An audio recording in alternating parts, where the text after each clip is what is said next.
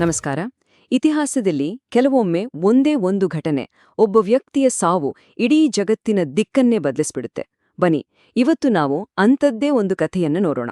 ಇದು ಕೇವಲ ಒಬ್ಬ ವ್ಯಕ್ತಿಯ ಚರಿತ್ರೆಯಲ್ಲ, ಬದಲಿಗೆ ಒಂದು ಸಣ್ಣ ಕಿಡಿ ಹೇಗೆ ಇಡೀ ಜಗತ್ತನ್ನೇ ಬೆಳಗುವ ದೊಡ್ಡ ಜ್ವಾಲೆಯಾಯಿತು ಅನ್ನೋದರ ವಿಶ್ಲೇಷಣೆ. ನಾವು ಇವತ್ತು ತಿಳಿದುಕೊಳ್ಳುತ್ತಿರುವುದು ಸಂತ ಸ್ಟೇಫನನ ಕಥೆ, ಇತಿಹಾಸದ ಮೊದಲ ಕ್ರಿಸ್ತ ರಕ್ತಸಾಕ್ಷಿ. ಸ್ಟೇಫನನನ್ನ ಇತಿಹಾಸದಲ್ಲಿ ಒಂದು ವಿಶೇಷ ಹೆಸರಿನಿಂದ ಕರೀತಾರೆ, ಪ್ರೋಟೋಮಾರ್ಟಯರ್. ಇದು ಗ್ರೀಕ್ ಪದ. ಇದರ ಅರ್ಥ ಮೊದಲ ರಕ್ತಸಾಕ್ಷಿ. ನೋಡಿ, ಯಾವುದೇ ವಿಷಯದಲ್ಲಿ ಮೊದಲಿಗನಾಗಿರೋದು ಒಂದು ದೊಡ್ಡ ಜವಾಬ್ದಾರಿ. ಸ್ಟೇಫನ ತನ್ನ ನಂಬಿಕೆಗಾಗಿ ಪ್ರಾಣ ಕೊಟ್ಟ ಮೊದಲ ವ್ಯಕ್ತಿ. ಹಾಗಾಗಿ ಅವನ ಸಾವು ನಂತರ ಬಂದ ಲಕ್ಷಾಂತರ ಜನರಿಗೆ ಒಂದು ದಾರಿದೀಪವಾಯಿತು. ಅವನ ಕಥೆ ಒಂದು ಅಂತ್ಯವಾಗಿರಲಿಲ್ಲ, ಅದೊಂದು ಮಹತ್ತರವಾದ ಆರಂಭವಾಗಿತ್ತು. ಈ ವಿಶ್ಲೇಷಣೆಯಲ್ಲಿ ನಾವು ಸ್ಟೇಫನನ ಜೀವನದ 5 ಮುಖ್ಯ ಘಟ್ಟಗಳನ್ನ ನೋಡೋಣ. ಅವನು ಯಾರು ಅನ್ನೋದ್ರಿಂದ ಶುರುವಾಗಿ ಅವನ ಸಾವು ಹೇಗೆ ಒಂದು ಅನಿರೀಕ್ಷಿತ ಪರಂಪರೆಗೆ ಕಾರಣವಾಯಿತು ಅನ್ನೋವರೆಗೂ ಎಲ್ಲವನ್ನೂ ವಿವರವಾಗಿ ನೋಡೋಣ. ಸರಿ, ಹಾಗಾದ್ರೆ ನಮ್ಮ ಪಯಣ ಶುರು ಮಾಡೋಣ. ಈ ಇಡೀ ಕಥೆಯ ಕೇಂದ್ರಬಿಂದು ಸ್ಟೇಫನ.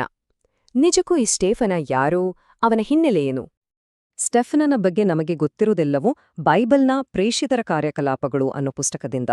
ಅವನ ಹೆಸರು ಸ್ಟೆಫನೋಸ್. ಇದು ಒಂದು ಗ್ರೀಕ್ ಪದ. ಇದರ ಅರ್ಥ ಕಿರೀಟ. ಇದು ಮುಂದೆ ಅವನ ಕಥೆಗೆ ಎಷ್ಟು ಚೆನ್ನಾಗಿ ಹೊಂದಿಕೊಳ್ಳುತ್ತೆ ಅಂತ ನೀವೇ ನೋಡಿ. ಅವನೊಬ್ಬ ಹೆಲೆನಿಸ್ಟಿಕ್ ಯಹೂದಿ, ಅಂದ್ರೆ ಗ್ರೀಕ್ ಸಂಸ್ಕೃತಿಯಲ್ಲಿ ಬೆಳೆದು ಗ್ರೀಕ್ ಮಾತಾಡುತ್ತಿದ್ದ ಯಹೂದಿ. ಇದೇ ಅವನನ್ನು ಜೆರುಸಲೇಮಿನಲ್ಲಿ ಇದ್ದ ಸಾಂಪ್ರದಾಯಿಕ ಹೀಬ್ರೂ ಮಾತಾಡೋ ಯಹೂದರಿಗಿಂತ ಬೇರೆಯಾಗಿಸಿತ್ತು. ಈ ಸಣ್ಣ ಸಾಂಸ್ಕೃತಿಕ ವ್ಯತ್ಯಾಸವೇ ಮುಂದೆ ಒಂದು ದೊಡ್ಡ ಸಂಘರ್ಷಕ್ಕೆ ದಾರಿ ಮಾಡಿಕೊಡುತ್ತೆ. ಈಗ 2ನೇ ಭಾಗಕ್ಕೆ ಬರೋಣ. ಯಾವುದೇ ಹೊಸ ಚಳುವಳಿಯ ಹಾಗೆ ಆರಂಭಿಕ ಕ್ರೈಸ್ತ ಸಮುದಾಯದಲ್ಲಿ ಎಲ್ಲವೂ ಚೆನ್ನಾಗಿರ್ಲಿಲ್ಲ. ಅಲ್ಲಿ ಆಂತರಿಕ ಒತ್ತಡಗಳೂ ಕೂಡ ಇದ್ವು. ಯೇಸುವಿನ ನಂತರ ಜೆರುಸಲೇಮಿನಲ್ಲಿದ್ದ ಅವನ ಅನುಯಾಯಿಗಳ ಸಂಖ್ಯೆ ಸ್ಫೋಟಕವಾಗಿ ಬೆಳೆಯಿತು. ಕೆಲವೇ ದಿನಗಳಲ್ಲಿ ಸಾವಿರಾರು ಜನ ಸೇರಿದ್ರು. ಅವರೆಲ್ಲರೂ ತಮ್ಮ ಆಸ್ತಿಪಾಸ್ತಿಗಳನ್ನೆಲ್ಲ ಒಟ್ಟುಗೂಡಿಸಿ ಎಲ್ಲರಿಗೂ ಸಮಾನವಾಗಿ ಹಂಚಿಕೊಳ್ಳುವ ಒಂದು ಆದರ್ಶ ಸಮಾಜ ಕಟ್ಟೋಕೆ ಪ್ರಯತ್ನಿಸ್ತಿದ್ರು.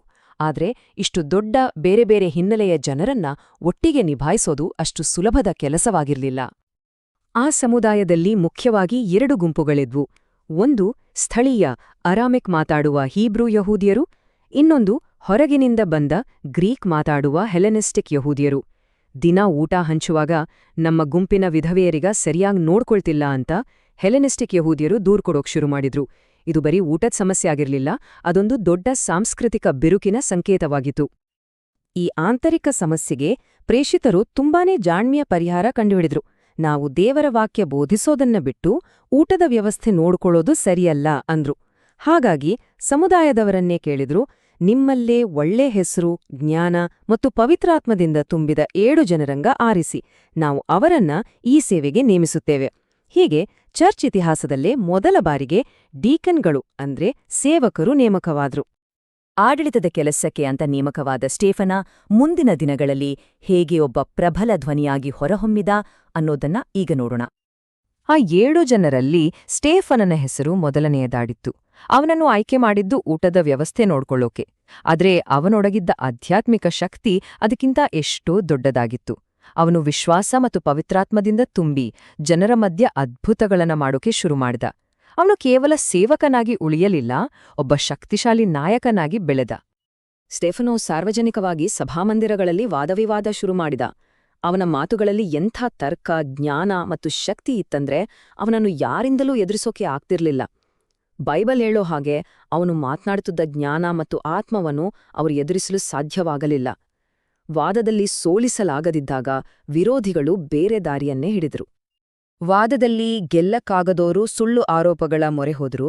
ಸ್ಟೇಫನನ ಮೇಲೆ 2 ತುಂಬನೆ ಗಂಭೀರ ಆರೋಪಗಳನ್ನು ಹೊರಿಸಿದ್ರು. 1, ಅವನು ಪವಿತ್ರ ದೇವಾಲಯದ ವಿರುದ್ಧ ಮಾತಾಡಿದಾನೆ. 2, ಮೋಶೆ ನಿಯಮದ ವಿರುದ್ಧ ಮಾತಾಡಿದಾನೆ. ಇದು ಧರ್ಮನಿಂದನೆ ಮತ್ತು ಆ ಕಾಲದಲ್ಲಿ ಇದಕ್ಕೆ ಶಿಕ್ಷೆ ಅಂದ್ರೆ ನೇರವಾಗಿ ಮರಣದಂಡನೆ. ಅವನನ್ನು ಹಿಡಿದು ಯಹೂದಿಯರ ಸರ್ವೋಚ್ಚ ನ್ಯಾಯಾಲಯ ಸೆನೆಡ್ರಿನ್ ಮುಂದೆ ನಿಲ್ಲಿಸಿದ್ರು. ಈಗ ನಾವು ಕಥೆಯ ಅತ್ಯಂತ ನಾಟಕೀಯ ಮತ್ತು ನಿರ್ಣಯಾಯಕ ಘಟ್ಟಕ್ಕೆ ಬಂದಿದ್ದೇವೆ. ಸ್ಟೇಫನನ ವಿಚಾರಣೆ ಮತ್ತು ಅವನ ಕೊನೆಯ ಕ್ಷಣಗಳು.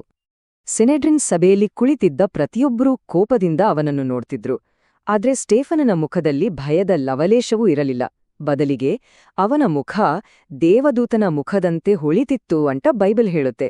ಇದು ದ್ವೇಷದ ಮಧ್ಯೆ ಅವನು ಹೊಂದಿದ್ದ ಅಸಾಧಾರಣ ಶಾಂತಿ ಮತ್ತು ಧೈರ್ಯದ ಸಂಕೇತವಾಗಿತ್ತು. ಪ್ರಧಾನ ಯಾಜಕ ಈ ಆರೋಪಗಳು ನಿಜನಾ ಅಂತ ಕೇಳಿದಾಗ ಸ್ಟೇಫನ ತನ್ನನ್ನು ಸಮರ್ಥಿಸ್ಕೊಳ್ಳೋಕ್ ಹೋಗ್ಲಿಲ್ಲ. ಬದಲಿಗೆ ಇತಿಹಾಸದ ಅತ್ಯಂತ ಧೈರ್ಯದ ಭಾಷಣಗಳಲ್ಲಿ ಒಂದನ್ನ ಮಾಡ್ದ. ಅವನು ಯಹೂದ್ಯರೇ ಇಡೀ ಇತಿಹಾಸವನ್ನು ವಿವರಿಸಿ ಅವರ ಪೂರ್ವಜರು ಹೇಗೆ ಯಾವಾಗ್ಲೂ ದೇವರ ಪ್ರವಾದಿಗಳನ್ನು ವಿರೋಧಿಸ್ತಾ ಬಂದ್ರು ಅಂತ ತೋರ್ಸಿದ. ಕೊನೆಗೆ ನಿಮ್ಮ ಪೂರ್ವಜರು ಹೇಗೋ ನೀವೂ ಹಾಗೆಯೇ, ನೀವು ಪವಿತ್ರಾತ್ಮನನ್ನು ಯಾವಾಗ್ಲೂ ವಿರೋಧಿಸ್ತೀರಿ ಅಂತ ನೇರವಾಗಿ ಅವರ ಮುಖಕ್ಕೆ ಹೊಡೆದಾಗೆ ಎಳೆದ. ಅವನ ಮಾತು ಕೇಳಿ ಸಭೆಯಲ್ಲಿದ್ದವರಿಗೆ ಕೋಪದಿಂದ ಹಲ್ಲು ಕಡಿಯುವಂತಾಯಿತು. ಆಗ ಸ್ಟೇಫನ ಆಕಾಶದ ಕಡೆ ನೋಡಿ, ಈಗೋ ಸ್ವರ್ಗ ತೆರೆದಿದೆ, ದೇವರ ಬಲಗಡೆಯಲ್ಲಿ ಮನುಷ್ಯಕುಮಾರ ನಿಂತಿದ್ದಾನೆ ಅಂತ ಘೋಷಿಸಿದ.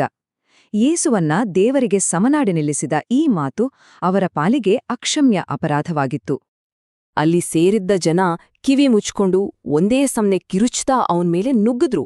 ಅವನನ್ನು ನಗರದ ಹೊರಗೆ ಎಳೆದುಕೊಂಡು ಹೋಗಿ ಕಲ್ಲೆಸೆದು ಕೊಲ್ಲೋಕೆ ಶುರು ಮಾಡಿದ್ರು. ಕಲ್ಲುಗಳ ಏಟು ತಿನ್ನುತ್ತಾ ಸ್ಟೇಫನ ಮಂಡಿಯೂರಿ, ಕರ್ತನೆ, ಈ ಪಾಪವನ್ನು ಅವರ ಮೇಲೆ ಹೊರಿಸಬೇಡ ಅಂತ ಜೋರಾಗಿ ಪ್ರಾರ್ಥಿಸಿದ. ನೋಡಿ, ಶಿಲುಬೆಯ ಮೇಲೆ ಯೇಸು ಹೇಳಿದ ಕ್ಷಮೆಯ ಮಾತುಗಳೇ ಅವನ ಕೊನೆಯ ಮಾತುಗಳಾದ್ವು. ಸ್ಟೀಫನನ ಕಥೆ ಇಲ್ಲಿಗೆ ಮುಗಿಯಲಿಲ್ಲ. ನಿಜ ಹೇಳಬೇಕಂದ್ರೆ ಅವನ ಸಾವಿನೊಂದಿಗೆ ಒಂದು ಹೊಸ ಅಧ್ಯಾಯ ಶುರುವಾಯಿತು. ಈಗ ನಾವು ಅವನ ಆ ಅನಿರೀಕ್ಷಿತ ಪರಂಪರೆಯ ಬಗ್ಗೆ ನೋಡೋಣ. ಸ್ಟೇಫನನಿಗೆ ಕಲ್ಲೆಸೆಯುವಾಗ ಸಾಕ್ಷಿಗಳು ತಮ್ಮ ಬಟ್ಟೆಗಳನ್ನು ತೆಗೆದು ಒಬ್ಬ ಯುವಕನ ಕಾಲ ಹತ್ತಿರ ಇಟ್ಟಿರು. ಅವನ ಹೆಸರು ಸೌಲ್. ಸ್ಟೇಫನನ ಹತ್ಯೆಗೆ ಅವನು ಸಂಪೂರ್ಣ ಸಮ್ಮತಿ ಕೊಟ್ಟಿದ್ದ. ಈ ಒಂದು ಸಣ್ಣ ವಾಕ್ಯ ಇತಿಹಾಸದ ದಿಕ್ಕನ್ನೇ ಬದಲಿಸಿದ ಘಟನೆಗೆ ಮುನ್ನುಡಿಯಾಗಿತ್ತು. ಆ ಕ್ಷಣದಲ್ಲಿ ಯಾರಿಗೂ ಗೊತ್ತಿರ್ಲಿಲ್ಲ ಈ ಸೌಲನೇ ಮುಂದೆ ಪ್ರೇಷಿತ ಪೌಲನಾಗುತ್ತಾನೆ ಅಂತ. ಸ್ಟೇಫನನ ಈ ರಕ್ತಸಾಕ್ಷಿತ್ವ ಎರಡು ದೊಡ್ಡ ಮತ್ತು ಒಂದಕ್ಕೊಂದು ಪೂರ್ತಿ ವಿರುದ್ಧವಾದ ಪರಿಣಾಮಗಳನ್ನು ಉಂಟುಮಾಡಿತು. ಆ ಪರಿಣಾಮಗಳು ಚರಿತ್ರೆಯ ದಿಕ್ಕನ್ನೇ ಬದಲಿಸಿದವು. ಮೊದಲನೆಯದಾಗಿ, ಸ್ಟೇಫನನ ಸಾವಿನ ನಂತರ ಜೆರುಸಲೇಮಿನಲ್ಲಿ ಕ್ರೈಸ್ತರ ಮೇಲೆ ಭಯಂಕರ ಕಿರುಕುಳ ಶುರುವಾಯಿತು. ಇದರಿಂದ ಪ್ರೇಷಿತರನ್ನು ಬಿಟ್ಟು ಉಳಿದವರೆಲ್ಲರೂ ಬೇರೆ ಬೇರೆ ಪ್ರಾಂತ್ಯಗಳಿಗೆ ಚದುರಿ ಹೋದ್ರು. ಆದ್ರೆ ವಿಪರ್ಯಾಸ ನೋಡಿ, ಚಳುವಳಿಯನ್ನು ಹತ್ತಿಕ್ಕುವ ಈ ಪ್ರಯತ್ನವೇ ಅದು ಇಡೀ ಜಗತ್ತಿಗೆ ಹರಡೋಕೆ ಕಾರಣವಾಯಿತು. ಚದುರಿ ಹೋದ ಜನ ತಾವು ಹೋದಲ್ಲೆಲ್ಲ ತಮ್ಮ ನಂಬಿಕೆಯ ಸಂದೇಶವನ್ನು ಸಾರಿದ್ರು. ಈ ಸರಪಳಿ ಪರಿಣಾಮವನ್ನು ಒಮ್ಮೆ ಗಮನಿಸಿ. ಸ್ಟೇಫನನ ಸಾವು ಕಿರುಕುಳಕ್ಕೆ ಕಾರಣವಾಯಿತು. ಆ ಕಿರುಕುಳದಿಂದ ಜನರು ಚೆದರಿ ಹೋದ್ರು. ಹಾಗೆ ಚೆದರಿದ್ದರಿಂದ ಸಂದೇಶವು ಜಗತ್ತಿಗೆ ಹರಡಿತು. ಈ ಎಲ್ಲಕ್ಕಿಂತ ಮುಖ್ಯವಾಗಿ ಈ ಕಿರುಕುಳಕ್ಕೆ ಕಾರಣನಾದ ಸೌಲನೇ ಮುಂದೆ ಯೇಸುವಿನ ದರ್ಶನ ಪಡೆದು ಕ್ರೈಸ್ತ ಧರ್ಮದ ಅತಿದೊಡ್ಡ ಪ್ರಚಾರಕನಾದ. ಸ್ಟೇಫನ ಸಾಯುವಾಗ ಮಾಡಿದ ಪ್ರಾರ್ಥನೆ ಬಹುಶಃ ಸೌಲನಲ್ಲೇ ಅತ್ಯಂತ ಬಲವಾಡಿ ಫಲಿಸಿತು ಅನ್ನಬಹುದು. ಹಾಗಾದ್ರೆ ಕೊನೆಯದಾಗಿ ಈ ಪ್ರಶ್ನೆಯೊಂದಿಗೆ ನಮ್ಮ ವಿಶ್ಲೇಷಣೆಯನ್ನು ಮುಗಿಸೋಣ. ಸ್ಟೇಫನನ ಹೆಸರಿನ ಅರ್ಥ ಕಿರೀಟ. ಅವನ ವಿರೋಧಿಗಳು ಅವನಿಗೆ ಕೊಟ್ಟಿದ್ದು ಕಲ್ಲುಗೆಲೇಟು. ಅವರ ದೃಷ್ಟಿಯಲ್ಲಿ ಅದೊಂದು ಅಂತ್ಯ. ಆದರೆ ಇತಿಹಾಸವನ್ನು ನೋಡಿದಾಗ ಅವನ ಸಾವು ಒಂದು ಅಂತ್ಯವಾಗಿರ್ಲಿಲ್ಲ. ಅದೊಂದು ಪಟ್ಟಾಭಿಷೇಕವಾಗಿತ್ತು. ಅವನ ನಂಬಿಕೆಗಾಗಿ ಅವನು ಪಡೆದ ವಿಜಯದ ಕಿರೀಟ. ಹಾಗಾದ್ರೆ ಸ್ಟೇಫನನ್ನದ್ದು ಒಂದು ಹತ್ಯೆಯಾಗಿತ್ತಾ ಅಥವಾ ಒಂದು ಮಹಾ ಚಳುವಳಿಯ ಪಟ್ಟಾಭಿಷೇಕವಾಗಿತ್ತಾ? ಇದು ಯೋಚಿಸಬೇಕಾದ ವಿಷಯ.